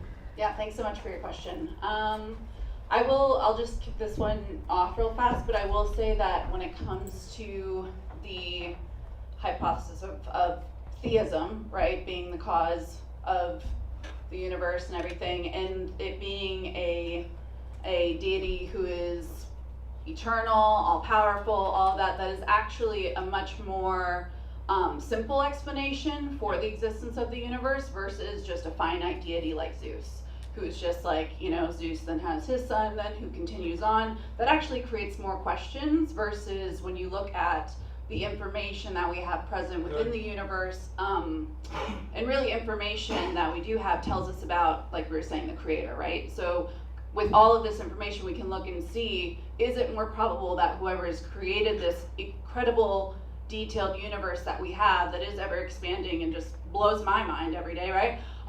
Is it possible that it's actually a God who is all powerful and all knowing and, you know, eternal, or is it more so one that's just finite and then passes on to the next one? So who would want to? Yeah. So if you could be more specific with what you say, people would say what the flaws are of the argument. Can you be a little more specific what you referred to? Yeah, sure. So the universe can be like quite, as you mentioned, quite incredible, but there's no philosophical evidence. I mean, we can resort to physical evidence, empirical data, and that's susceptible to its own claims. But it seems like there needs to be a philosophical claim that this creator is like necessarily eternal or necessarily omnipotent. It seems susceptible to the idea that this creator could have died. It could have put in all of its energy into the universe and then stopped existing. Yeah. Okay. Yeah, that's speculative, because what you have here is you have something outside of time, space, and matter. It precedes all those things, so it can't die because it's eternal. And so when we try to put tangible terms on the eternal, it's impossible. It has to be an eternal, pre-existing agent with superpower, intelligent, able to create omniscient, omnipotent being that pre-existed before the creation of the universe. The only definition we have for that is eternal. So it's not subject to time and space or life or death. In theology, we call God the all-sufficient one. That term means he has aseity, which means he needs nothing. He's self-sufficient. He can't die. There's nothing that can affect him. Why? He's the eternal. He's the almighty. He existed before anything he was.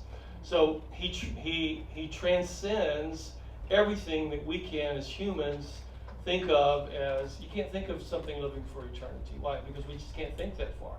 But that's where God lives, and that's who God is. And he's not subject to death, or he's not subject to entropy or all the things we are in a physical universe. He's super intense, and he transcends those things. So it's hard for us in our finite understanding to put that kind of thing on God, but he can't not exist. He's eternal. And that's the answer I would give to anyone who would say, well, he started the ball going, and then then he kind of slipped off into wherever, and now he doesn't exist. But his atom is carrying the ball now. So I think that's probably speculative, and it really doesn't make very good sense. Why would God do that if indeed he is the eternal Father of all creation? So that's how I would answer that question.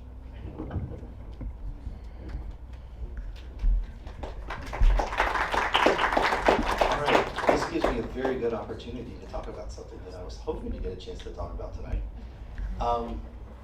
What you're referring to is the ontological question. Right. What is God like? What is he made of? One of the medieval proofs of God that was offered was an ontological proof. Like you said, since then a lot of people have cast aspersions on it. They've said, there's this problem and this problem and this problem. You can have these questions.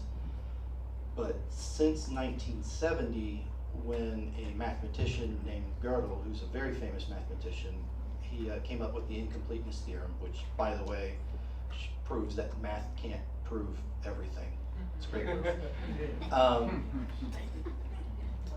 So he came up with a modified ontological proof of God. And some people, of course, found problems with it, took issue with it, and then 2 years later, someone modified it a little bit, and then people realized, oh, this is solid.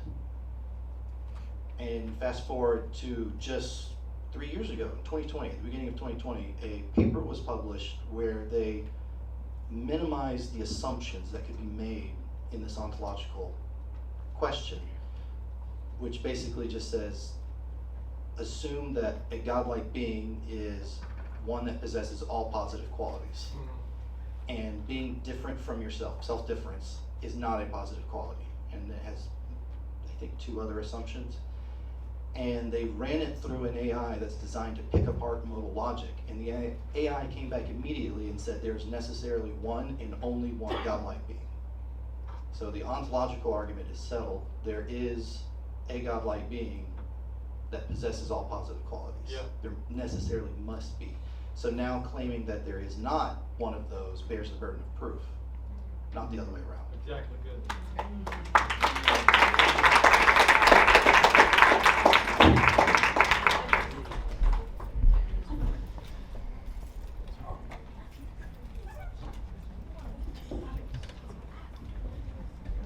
Hello. So my name is Curtis. I'm currently a biology student at FAMU. I am actually, well, since a young age, I've been interested in studying paleontology and more recently evolutionary biology. But I'm also a Christian. So I have like a lot of different things that I wanted to say, a lot of different questions. One of my primary questions was, at least to the panel, and this was kind of also talked about earlier, like what are your thoughts on different ideologies that blend Christianity and evolution together? Like I know that there are a lot of different Christian evolutionary biologists. For example, like there's Joshua Swamidass, who he does a whole bunch of different things with Adam and Eve and human evolution. Mary Schweitzer, who's a Christian paleontologist, and they find ways to reconcile their Christian beliefs with understanding evolutionary biology. So I wanted to know your thoughts on that. But also, I know that it was talked about mutations and how like there are no mutations that are beneficial but from what I've learned and from what I've seen, like that isn't actually really the case. Like I don't know, some people know, but for example, I have a mutation. If you are able to digest lactose without, if you're not lactose intolerant, it is a result of a mutation that like allows your cells to receive lactase and like digest it. And then they're like, in my own like time, I've like read through papers and things. There are like a lot of studies that have looked at mutations. For example, I remember there being a study about looking at birds and seeing mutations that actually change areas that have feathers into scales, or other mutations, for example, in mosquitoes, where they have this mutation that allows them to break down pesticides, so they're like resistant.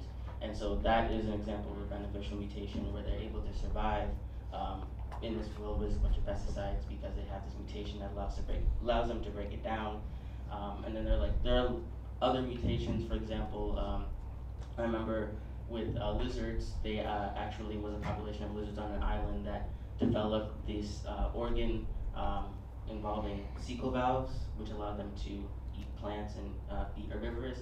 And it did involve a series of mutations that led up to that point. And then I remember there's also another example with bacteria, actually, where they developed this new pathway that allowed them to digest a new molecule, and it actually kind of ties into irreducible complexity, because the system was irreducibly complex. Like if you take away anything, then the system doesn't work at all.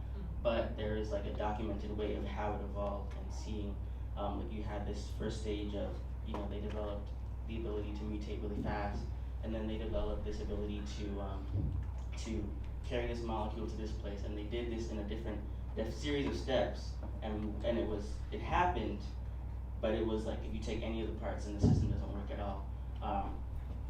I have a lot of different things to say. I don't want to like go on a tangent of different things, but I guess this kind of just ties into like how specifically, like when you have a lot of different evidence, like how do you go about reconciling your Christian beliefs with that, especially like for example with, like I said before, with other scientists like Josh Swamidass or Mary Schweitzer or whatever. Good question. I believe you started your question referencing this idea of, how can I, perhaps as a Christian, blend a worldview of creation and evolution. Right. And I believe that, God is real and that Jesus is his son and he died for me, and yet I see some data, or I'm being told, and I'd say it this way, because I think there's a lot of propaganda in what we're being told, this idea of evolution. And I think, I want to start off, I want to make 2 points. The first thing I want everyone in the audience to know, the one good news is that whatever you think about evolution, and I think Dr. Du made a very compelling argument tonight that there's a lot of holes and it's really a false theory. But regardless, the issue of the gospel is different than what you do with evolution. The gospel is, do you believe what the Bible says about who God is, who Jesus is, where you are in relationship to your relationship to him, and what sin has done with that, and that he's a Savior that came to reconcile that relationship by his death on the cross and his resurrection? That's the gospel question. Now, having said that, I think one of the things that's so vital that I think that we need as Christians to understand, why I think the enemy, and by the enemy I don't just mean the devil, but I mean all the things of the world, the flesh and the devil, all the things that come up against God, that they have built this pillar of evolution, is they realize that if you can push that really it destroys the underpinning foundations of Christianity. Because to me, the thing that the Bible says is that death entered the world because of sin, and that was Adam's sin. And so and the reason Jesus needed to come is because Adam's sin led to death and decay, and Jesus not only wants to save us and reconcile us to himself, but he wants to undo all the effects of that on creation, and he's going to at some point. But if we buy the idea that death and decay was going on for thousands and millions and billions of years before Adam even got here, well, then what did his sin do? Right. So the enemy has realized that. So yes, you can be a Christian and believe in evolution, but I think the data, it actually supports a special creation, a young earth. Personally, I think the earth looks good. I look at people's age all day, and I think the earth looks pretty good. Very few wrinkles. So, but I think that the attack on Christianity through evolution is to confuse the issue of why there's death and why there's decay. And my view is there's death and decay because of Adam's sin, not because of some natural processes set in motion. Yeah, excellent. Yeah, I would just say I would agree with the fact that it's like trying to mix oil and water, Curtis, to be honest with you. Now, some Christians are okay with there being evolution kind of blended. It's called theistic evolution. And they say, well, God started it off, but he used the process of evolution. The problem is, evolutionary people don't like that, because they don't want a God in the thing. They want it all natural forces, undirected, chance. These are all the words they use. So there are some Christians that want to merge it. The evolutionists don't want to merge it. They like a godless universe that's just probability, chance, and natural forces, and dead chemistry, and time and probability, putting all this order together. So first of all, they're not going to have it. Secondly, you run into too many problems if you say, I'm a Christian and I believe what the Bible says, because the Bible says something very different about the beginning of the universe than what evolutionary naturalists say. Totally different. That God put it together, he created it in 7 days, whether that's 10 million years or 7 days, we can talk about that later. But the issue is you can't mix it, unfortunately. I think it's an illegitimate way that some people try to say, look, I'm going to soften my Christian stance so I can kind of rub shoulders with these people. Let me tell you something. I tried to do that. It doesn't work very well because it's either an all or none situation. And so it's very clear to me the science really, the best explanation is there's a design and a super intellect that's monkeyed with physics, as Sir Fred Hoyle has said. And I think the evidence overwhelmingly points to that. And so if you want to just save face, not you, but I'm saying if people want to save face, well, I believe in evolution and believe in God, you're going to have to compromise on one of those things, because the God of the Bible said some things, and that Jesus is a supernatural person of history, not just a product of evolution. And if he came from heaven to die for us, he's just not a product of natural selection and chance mutation. That was a nice leader and a good preacher back 2,000 years ago. So in my mind, you can't mix it. It's oil and water. Okay?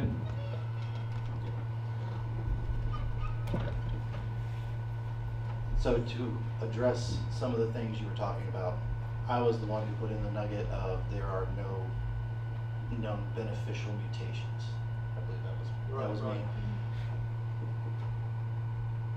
When you look at those things, saying there's no known beneficial mutations is talking about like major mutations, like mutations that would lead you outside of what you are. Right. Like if you want to try and turn a human into something else, that thing will die. Right. That happens for every creature. I mean, that's what cancer is. It tries to turn a human cell into something else, and it kills the host. Now you can have variation in the gene pool that leads to beneficial effects. Right. But the fact is that it's already there in the gene pool. For instance, like with the beaks that we were talking about earlier, the beaks of the finches, the data was there already for the beaks to get the bigger fish, or the finches to get the bigger beaks. They didn't spontaneously develop it. Yeah, there was no new information put into it. At the same time, within humanity, if you go to the South Pacific Islands, there are some people who have for generations been diving for pearls and things like that, and their irises can contract their pupils to a much tighter point than other humans. But there was no new information there, that was already there. Right. I can't answer all of the questions you brought up because I haven't researched them, but I believe the one in particular, the one you were talking about with the bacteria, I think that was Nilanase. Was a discovery of that Nilanase occurred naturally within a creature. Nylon is a synthetic material, and a bacteria learned how to digest it. So that was obviously a mutation. The problem is that Nilanase comes from another protein that is one protein fold off from Nilanase. It just so happened that nylon was constructed in such a way that you fold the protein the wrong way once, and you can digest it. So it wasn't like a monumental creation of some new kind of adaptation. It was one bacteria had a good day once. So it wasn't a huge injection of new information. As a matter of fact, it wasn't even really any new information. It was just like a C got swapped out for a G or something. Answering some of the other ones, like I said, I can't answer all of them because I haven't looked into them. But I would say, and would encourage you to look into them in the sense that one common theme you'll notice is, as Dr. Dew said earlier during the presentation, nothing has turned into something else. Nothing has turned into a different kind of thing. The lizard's still the lizard. And I would also argue by definition, irreducibly complex systems can't be, you can't move backwards from them is what that means. If you take away any part, it doesn't work. With a Nilanase, everything was there beforehand, and then something was added to make it work. Like everything was already there. It's like the bait on a mousetrap. The mousetrap's already there. It's already set. You just put the bait, and now the mouse got in the mousetrap. Good. It's that kind of a thing. Excellent. But there are other systems of irreducibly complex systems that you really can't get into. Like one of them is the Brazil nut ecosystem. It's a multi-organism irreducibly complex system. There are like 4 or 5 parts to it, and if you remove any one of them, all the other parts die, like immediately. Like one of them is just like a flower that randomly grows, and you have to have it because the male bees have to bathe in its nectar, otherwise the female bees don't mate. So it's really weird stuff like that that goes on, and it's like you can't actually put it together. There's no biological advantage to putting it together like that. So nothing would lead into it. Yeah, it's good, David. I hope that answers some of the questions.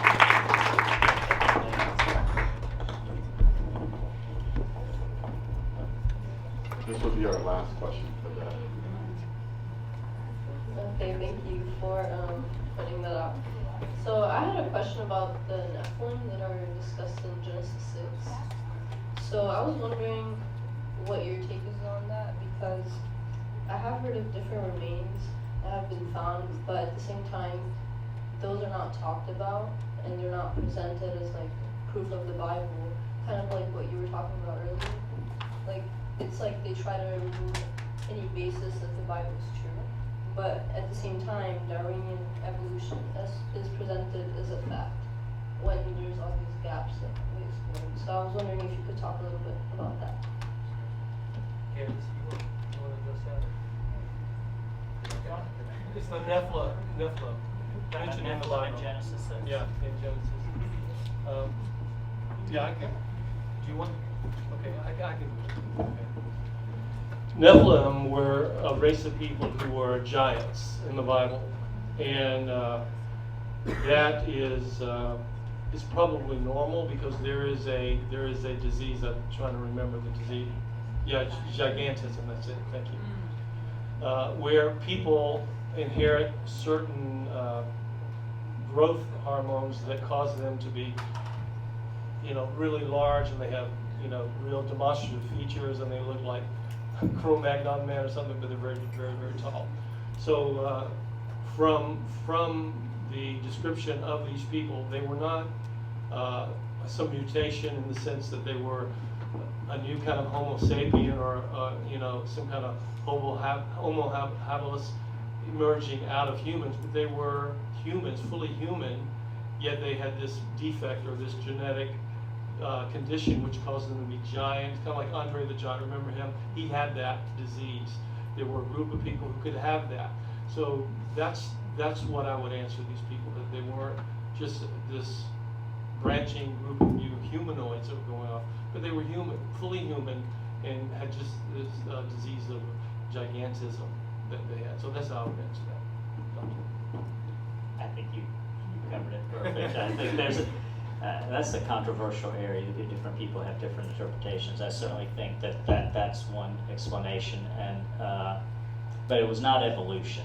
No. It was not evolution. That's I think the gist of it is that's not an evidence for evolution, and I think I think there was something special about them, but they were a variant of Homo sapien. It was not something else. Great. Thank you all for coming tonight. I want to thank our panelists. Could you give them a great big hand? Thank you, Candace. Thank you to Dr. Westpark. Aren't you glad Dr. David Westpark is here? How would you like to have breakfast with him and talk to him? I mean, it's quite stimulating. You can drink a whole pot of coffee, trust me. And then Dr. Sony, who's just tremendous. He's an engineer, but also he's a dermatologist, so he can fix your car and he can get rid of unsightly warts. So you can see him if you need to, but we're so glad you have it. And I appreciate Every Nation Campus Ministry, Crystal, and everyone. Thank you for hosting us. And God bless you. If you need any help, or if you have any more questions, or if you want to know more about ENC, please come talk to the leaders here. They can help you out. God bless you.